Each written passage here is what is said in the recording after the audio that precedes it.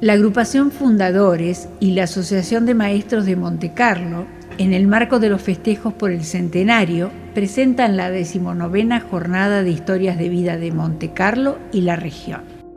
Esta propuesta consiste en disfrutar de relatos de la época de la colonia, los inmigrantes, las familias, personajes populares, instituciones, organizaciones sociales y comunitarias y muchos temas más que forman parte de nuestra memoria. Están escritos por historiadores, personas amantes de la historia, vecinos de Montecarlo y la región, y se respeta la mirada que cada uno posee sobre los hechos que relata.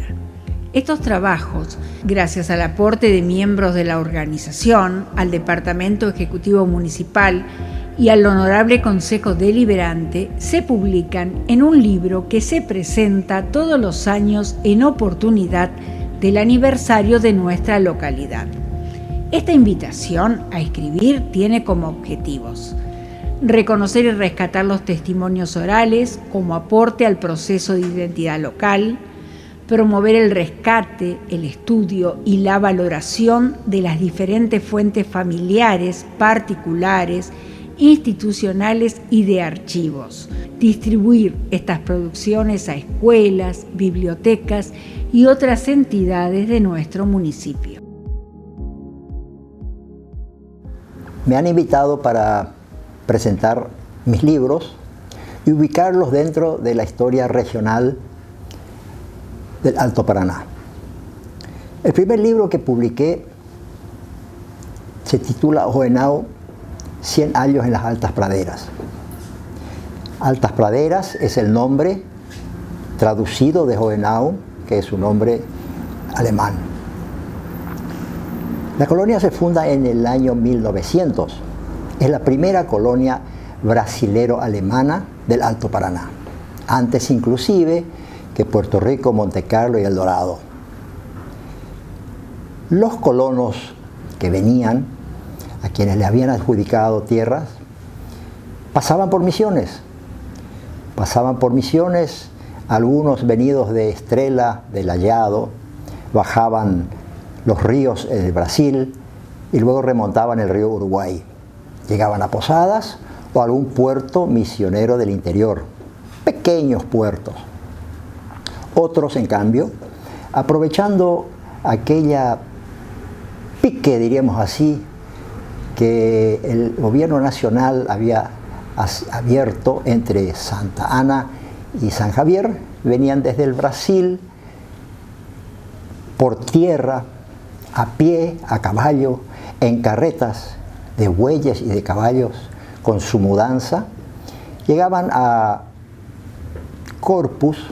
De Corpus bajaban unos kilómetros y llegaban a Puerto Cazador. De ahí cruzaban a Hohenau y fueron poblando esa región. También Misiones fue importante para esas colonias porque los colonos transferían sus bienes, los que les sobraba de su producción, como la rapadura, el tabaco y otros productos, que no era un gran negocio, porque todos eran pobres en esa época, pero sí a algunos les permitió sobrevivir y subsistir. Esa picada fue muy importante porque la primera colonización en el lado argentino de alemanes se hizo en Corpus. Querían formar y crear una colonia avellaneda organizada por los correntinos. Un fracaso. La primera creciente casi les llevó todo lo que tenían. Así que se mudaron a Santa Ana. Y de Santa Ana luego se trasladaron a la zona de Bonpland, Cerro Corá, crearon luego lo que hoy sabemos que es Leandro en Alem, Oberá. Y desde el otro lado, del lado brasileño, venían y fueron fundando los pueblos sobre esa. Era un camino provisorio, diríamos. Esas colonias, que después se transformaron también en Obligado y Bellavista, tenían contacto inmediato con las colonias brasi-paraguayas, alemanas, brasileñas, del Alto Paraná argentino. Puerto Rico, Monte Carlo, se cruzaban para buscar trabajo, se casaban entre conocidos y familiares, y pronto hubo toda una comunidad integrada entre visitas de uno y otro lado. Ese Hohenau, en el año 1900, fue, diríamos así, como le dije, fueron las primeras colonias pioneras de la zona.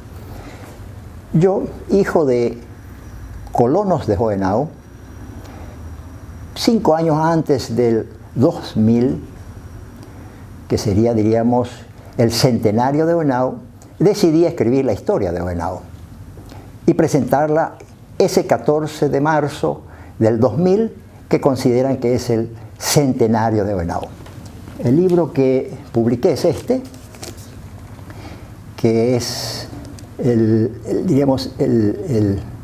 resultado de 5 años de investigación, con la gran suerte de haber contado con la participación de las autoridades de Hohenau, municipales, los clubes, las escuelas, donde me permitió investigar y escribir esa historia que creo que es interesante para aquel que tiene interés en esa inmigración. Ese libro hoy sirve de consulta en las escuelas. Hemos tratado de difundir esa historia para que todos conozcan cómo se realizó esa inmigración. Como decía, esto está ligado totalmente a Misiones, porque convivimos con esta zona del Alto Paraná. Era muy difícil la subsistencia, pero venían con objetivos determinados. Primero, conseguir tierras. Segundo, tierras fértiles con bosques para, con la madera, poder capitalizar su establecimiento y después plantar hierba. La ilusión era la yerba mate, una planta perenne que compensaba lejos esa producción anual que tenían en el Brasil, pendiente de las sequías, de las lluvias. Para más, los brasileños, cuando adjudicaban las tierras a estos colonos venidos de Alemania, los asentaron en la costa de la Argentina, la costa de los españoles, porque esto era en 1824. Brasil quería defender sus fronteras frente a lo que podría haber sido una invasión argentina. ¿Dónde los ubicaron? En las serranías, donde casi no había arroyos, piedras y poca vegetación. Lo que hizo que la mayoría, que tenía varios hijos, era la época donde cada colono tenía 8 a 10 hijos, después de la primera generación, esa chacra de 30 hectáreas no la alcanzaba para subsistir.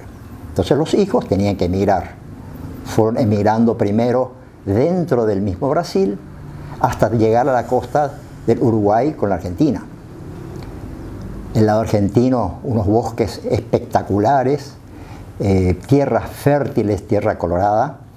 Así que era todo un objetivo venir a Misiones, y de ahí, evidentemente, también hacia el Paraguay, que las tierras eran de la misma categoría, diríamos así.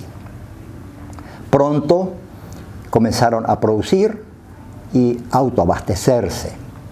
Si bien es cierto que faltaba la comunicación, caminos, por lo tanto era muy muy difícil. De Hohenau, para ir al médico tenían que ir a Posadas. Para eso tenían que cruzar con canoa el río o tomarse un bote o un barco que venía a Posadas, o tratar de llegar a través de la vía terrestre, que en aquel tiempo apenas había caminos hasta San Ignacio.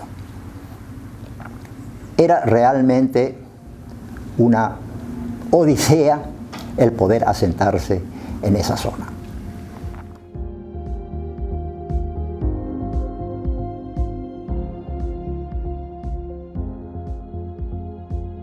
Estas historias que hemos compartido formarán parte del volumen 15 de Historias de Vida de Montecarlo y la región, que se editará para el mes de mayo del año 2021.